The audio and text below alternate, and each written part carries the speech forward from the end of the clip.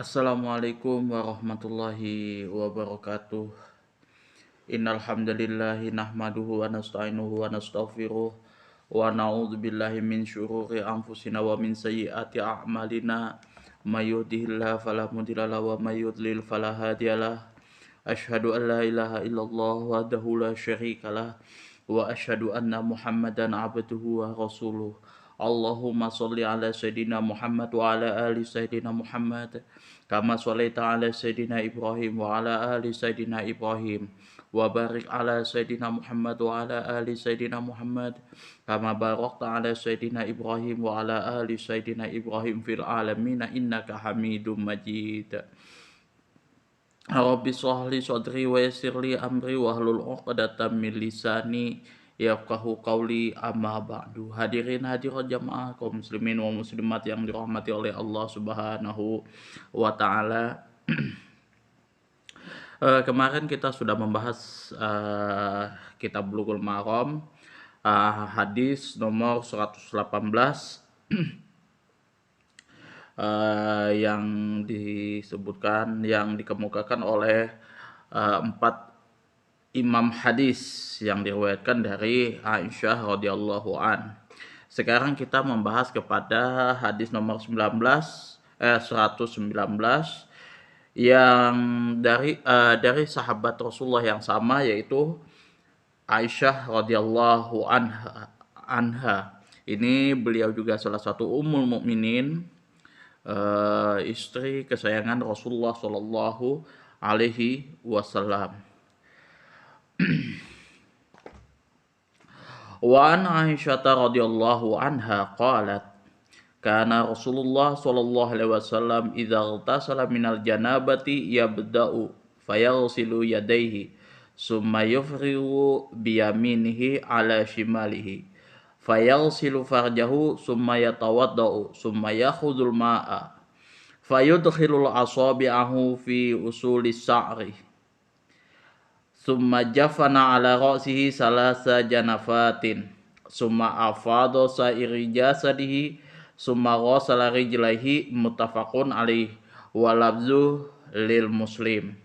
Walahuma min hadisi Maimunata summa afragha ala farjihi wa ghasalahu bishimalihi summa daraba bihal arda.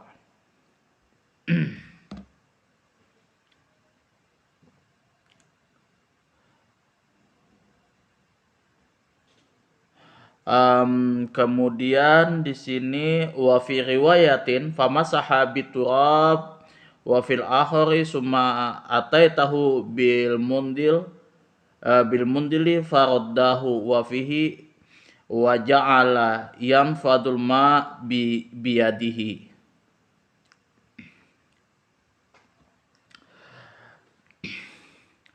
Wa an Aisyah radhiyallahu anha, dari Aisyah radhiyallahu anha, semoga Allah meridhoi terhadap Aisyah radhiyallahu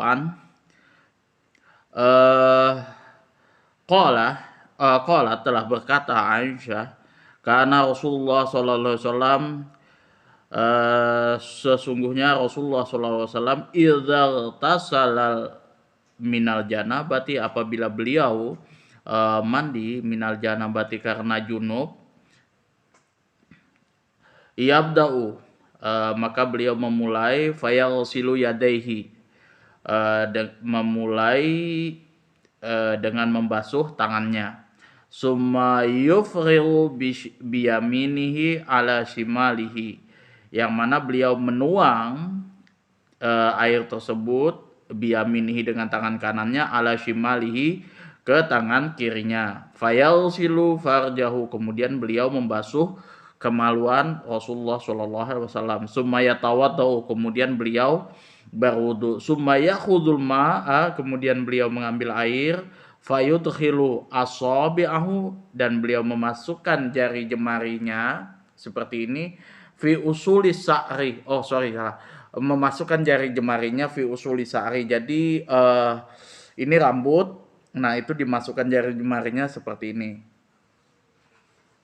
Summa jafana ala ra'sihi salasa salasa jafanatin. Kemudian beliau mencibuk air tersebut ala ra'sihi, ke atas kepalanya, dari atas kepalanya tersebut, salasa jafanatin, 3 kali cibukan. Summa afadha ala sairi jasadihi, kemudian beliau mengucurkan kepada seluruh tubuhnya. Summa ghasala rijlahi, kemudian beliau membasuh kedua kakinya. Hadis ini diriwayatkan oleh muttafaqun alaih, riwayat Imam Bukhari dan Muslim, dikeluarkan oleh Imam Bukhari dan Muslim di dalam sahihnya dari sahabat Rasulullah yang sama, yaitu dari Aisyah radhiyallahu an. Jadi hadisnya, taraf hadis kesohihannya itu bertaraf tinggi. Walabzul Muslim, akan tetap, dan lafadznya ini kepunyaan Imam Muslim. Walahuma,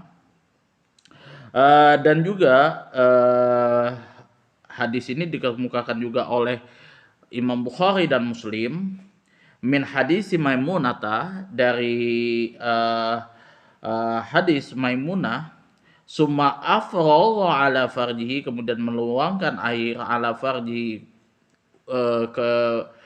untuk membasuh kemaluan beliau, wa ghasala bishimalihi, yang mana Rasulullah sallallahu alaihi wasallam membasuh kemaluannya dengan tangan kirinya.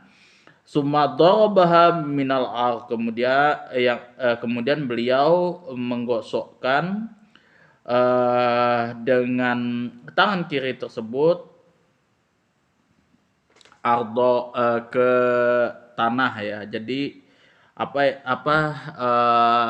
supaya betul-betul kering, supaya betul-betul bersih, dibasuh, dicampur dengan debu, seperti itu. Wa fi riwayatin, dan riwayat yang lain, famasahaha. Nah, ardo di sini, apa sih yang dimaksud ardo di sini? Wa fi riwayatin, dan menurut riwayat yang lain, famasahaha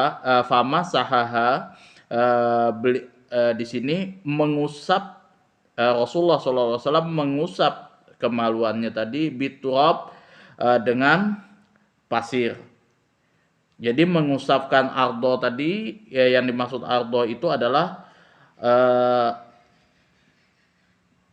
tanah tadi, bit turab, yaitu pasir. Wa fil akhiri,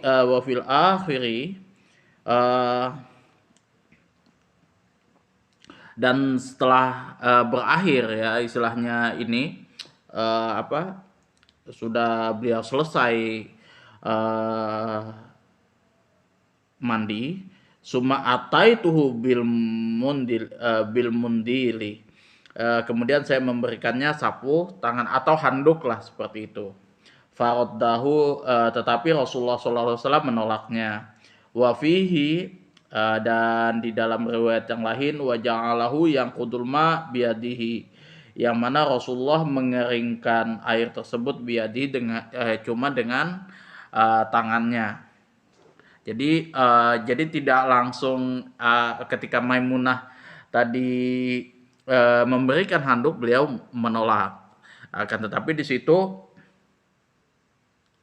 beliau mengeringkan dengan tangannya, seperti itu. Jadi dibiarkan kering sebagaimana biasa, seperti itu.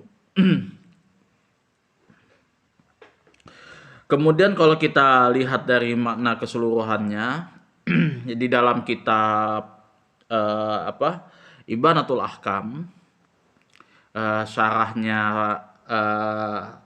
syarah dari kitab Bulughul Maram ini yang saya senang itu kitab Ibanatul Ahkam. Nah, kalau kitab Ibanatul Ahkam itu syarahnya itu membahas tentang pemahaman hadisnya, pemahaman fikihnya. Jadi hadis ini pemahaman fikihnya seperti apa, itu dijelaskan di dalam kitab Ibanatul Ahkam. Nah, kalau misalkan kitab Subulus Salam, itu teman-teman bisa mengetahui secara detail nahwu dan sorobnya di situ dijelaskan. Jadi teman-teman juga bisa mengecek dari dua sisi syarah kitab Bulughul Maram, bisa dari Safina Ibanatul Ahkam dan Subulus Salam. Nah, kalau kita lihat makna keseluruhannya adalah mandi jenabah itu ada dua cara, yaitu dengan cara yang cukup dan dengan cara yang lebih sempurna. Jadi ada minimalnya, ada maksimalnya kayak gitu. Ada yang lebih sempurnanya. Yang pertama, meratakan basuhan. Jadi meratakan basuhan seluruh tubuh tanpa ada suatu bagian pun yang terlewatkan. Karena sesungguhnya di bawah setiap helai rambut, kulit, nah yang rambut apa segala macam itu juga terdapat jinabah. Yang kedua, memulai dengan membersihkan kotoran sebelum membersihkan hadas. Cara ini mendahulukan membasuh anggota-anggota wudhu daripada yang lainnya. Memulai basuhan pada anggota-anggota tubuh bagian atas sebelum bagian bawah. Kemudian mendahulukan sebelah kanan sebelum yang sebelah kiri. Gambaran ini tercakup dalam hadis Aisyah radhiyallahu an. Jadi kalau Rasulullah itu cara yang kedua, ini cara yang kedua. Itu pertama membersihkan kotoran-kotoran dulu seperti itu. Ya, apapun yang kotoran di situ bisa langsung dibersihkan. Yang kedua, kemudian di sini adalah mendahulukan anggota yang atas terlebih dahulu daripada anggota yang bawah, kemudian mendahulukan yang kanan daripada yang kiri. Itu sunnah-sunnah yang dilakukan oleh Rasulullah SAW, dan ini sunnah untuk dilakukan karena Rasulullah SAW itu senang mendahulukan yang kanan daripada yang kiri. Itu.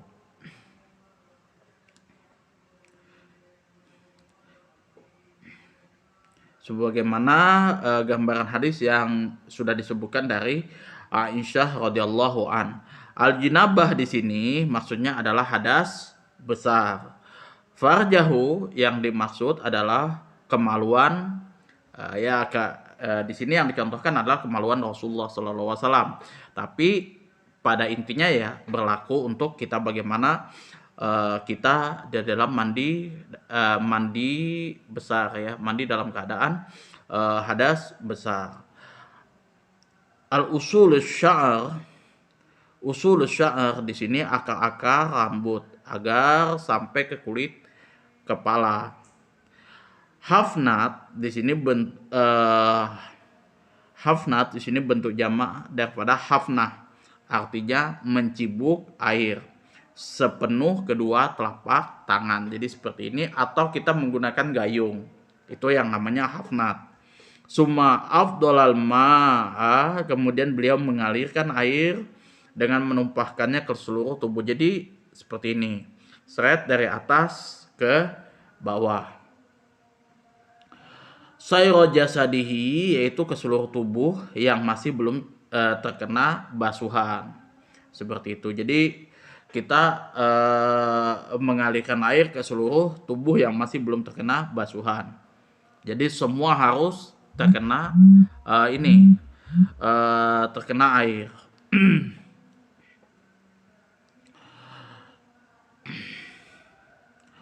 Sairo jasadihi, tadi sudah. Sairo jasadihi artinya ke seluruh tubuh. Walahuma. Nah, di sini walahuma ini yang dimaksud adalah menurut Syaikhan, yaitu Bukhari dan Muslim. Darabaha bihal ard, mengusap tangan kirinya ke pasir untuk menghilangkan bau yang ada pada tangan tersebut ketika sudah mencuci kemaluan tersebut, dengan tujuan lebih mengukuhkan kebersihannya. Jadi habis kita membasuh kemaluan supaya nggak bau kayak gitu, kita gosok dengan pasir seperti itu. Kalau dulu kan cuman ada air tuh, kalau yang sekarang itu biasa yang digunakan orang sabun itu. Wa fi ukhra, dan di riwayat lainnya itu yakni sesudah kalimat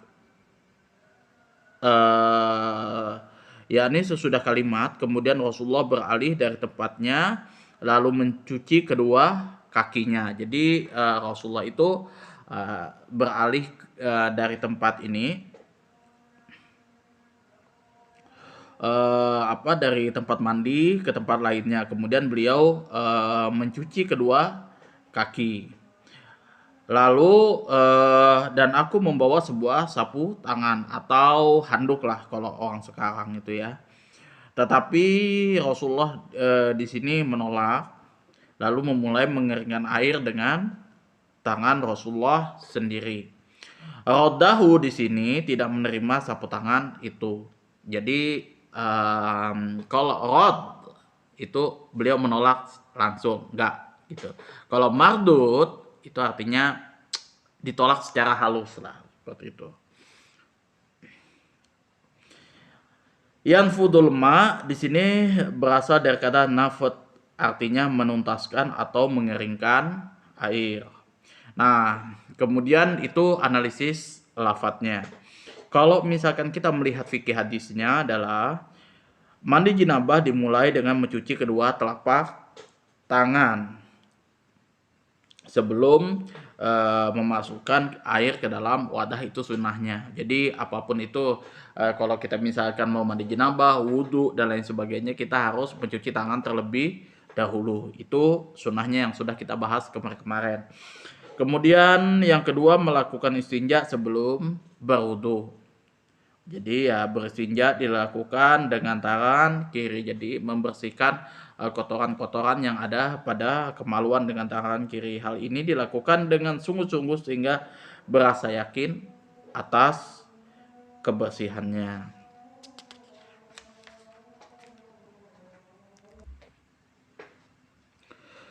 Kemudian yang ketiga, disunatkan mendahulukan anggota wudhu untuk menghormatinya dan sebagai suatu ketentuan syariah. Jadi kalau misalkan teman-teman mandi besar itu didahulukan membasuh anggota-anggota wudhu